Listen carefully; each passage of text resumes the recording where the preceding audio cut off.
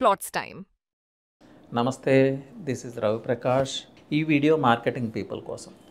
అండి, రియల్ ఎస్టేట్లోకి చాలామంది ఎలా వస్తారంటే, రియల్ ఎస్టేట్లోకి వస్తే కోట్లు వచ్చేస్తాయి, లక్షలు వస్తాయి అని చాలా ఆశలతో వస్తారు. పాపం బయట మార్కెట్లో ఇదే ఉంది. కానీ యాక్చువల్గా రియల్ ఎస్టేట్లోకి వచ్చిన తర్వాత మొత్తం రివర్స్ అవుతుంది. కోట్లు లక్షలు సంగతి దేవుడు ఎరుగు. ఉన్న సేవింగ్స్ ఏమన్నా ఉంటే అవి కూడా ఖర్చు అవ్వకపోతే సంతోషం. వీటిల్లో మేజర్గా ఈ కొత్తగా వచ్చే మార్కెటింగ్ పీపుల్ చేసే మిస్టేక్ ఏంటంటే, వాళ్ళు టోటల్ హైదరాబాద్ మొత్తం ఉన్న 10 హైవేస్లో రియల్ ఎస్టేట్ మొత్తం వాళ్ళే చేయాలనుకుంటారు. ఇదే మేజర్ ప్రాబ్లం.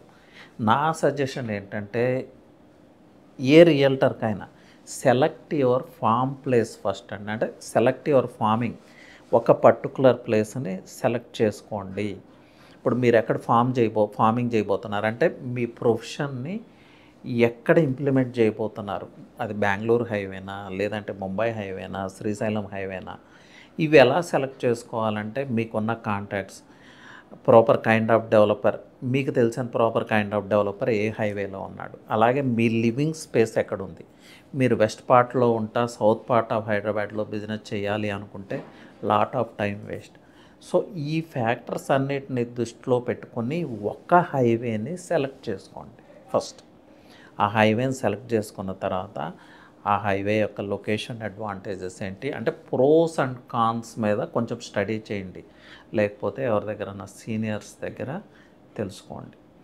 ఇలా తెలుసుకుని వన్స్ ఫర్ ఎగ్జాంపుల్ మీరు వర్క్ చేయాల్సింది ముంబై హైవేలో అంటే, సో ముంబై హైవే మీద అట్లీస్ట్ ఒక 10 days వర్క్ చేయండి. అసలు అక్కడ ఎందుకు ఇన్వెస్ట్ చేయాలి, మీరే ఇన్వెస్ట్ చేయాలి అంటే ఏ ఫ్యాక్టర్స్ని బేస్ చేసుకుని ఇన్వెస్ట్ చేస్తారు అనే దాని మీద కొంత వర్కౌట్ చేయండి. వర్కౌట్ చేసిన తర్వాత then you start searching for your clients.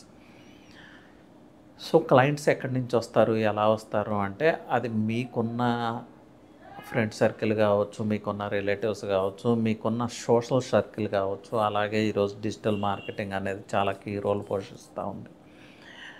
Real estate is all about people అండి, ఇది దృష్టిలో పెట్టుకోండి. సో నేనేం చెప్తున్నానంటే, select your farm area first, తర్వాత దాని మీద నాలెడ్జ్ పెంచుకోండి. అలాగే అక్కడ ప్రాపర్ కైండ్ ఆఫ్ సీనియర్ని కూడా మీ గైడెన్స్ కోసం, మీకు హెల్ప్ఫుల్గా ఉండటం కోసం అట్లీస్ట్ 1 year తన కింద వర్క్ చేయడానికి ప్రిపేర్ అవ్వండి. రైట్ కైండ్ ఆఫ్ కంపెనీని ఐడెంటిఫై చేయండి. అలాగే రైట్ కైండ్ ఆఫ్ వెంచర్ని కూడా ఐడెంటిఫై చేయండి. ఎక్కడో ఇంటీరియర్ వెళ్ళిపోయి ఏదో వెంచర్ చూపిస్తే కొనే పరిస్థితులు లేవు. అలాగే ఆ ఏరియా మీద రోజు రోజుకి మీ గ్రిప్ పెరగాలి అంటే, ఆ ఏరియాలో ఎక్కడ ఏది అడిగినా ఇంచ్ టు ఇంచ్ మీకు తెలిసి ఉండాలి. అసలు అక్కడ ప్రైజెస్ ఎందుకు పెరుగుతాయో మీకు తెలిసి ఉండాలి. అలాగే దెన్ హౌ టు ఐడెంటిఫై ఏ క్లయింట్స్లో కూడా బయర్స్ వేరు, లుక్కర్స్ వేరు అండి. ఇక్కడ చేసే ఇంకొక మిస్టేక్ ఏంటంటే, ఎవరు వస్తే వాళ్ళని, ఎవరు సైట్ చూస్తానంటే వాళ్ళని సైట్కి తీసుకెళ్ళటం ఒక అలవాటుగా మారిపోయింది. వాళ్ళు వస్తారు, చూస్తారు, వెళ్తారు, తర్వాత రెస్పాండ్ కారు, మీరు డిసప్పాయింట్ అవుతారు. అరే నేను 10 visits పెట్టాను, ఒకటి కూడా అవ్వలేదు, 20 visits పెట్టాను, ఒకటి కూడా అవ్వలేదు. ఎందుకు అవుతాయి?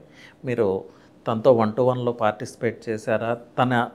అట్లీస్ట్ తన రిక్వైర్మెంట్స్ ఏంటి, ఆ రిక్వైర్మెంట్స్కి మీ సైట్కి మ్యాచ్ అవుతుందా లేదా అనేది ఆలోచించారా? ఏమీ ఆలోచించారు. జస్ట్ ఒక కాల్ చేస్తే చాలు, వెంటనే వెహికల్ పంపించడం, సైట్ విజిట్ పెట్టేయడం. సో నేను విమర్శించట్లేదు, but why you are failing అనే దానికి నేను చెప్తున్నాను. ఫెయిల్ అవ్వాలి అనుకుంటే ఈ సిస్టమే కంటిన్యూ చేయండి. కాదు 10 visits పెడితే అట్లీస్ట్ 4-5 closings ఉండాలి అంటే నేను చెప్పే సిస్టంలో ఫాలో కండి. సో ఇది ఇంకా ఎలాబరేట్గా చెప్పాలంటే it takes lot of time అండి. సో నేను బేసిక్స్ మాత్రమే చెప్పాను, దాని గురించి తెలుసుకోవడానికి ప్రయత్నం చేయండి. Anyway, thank you, all the best.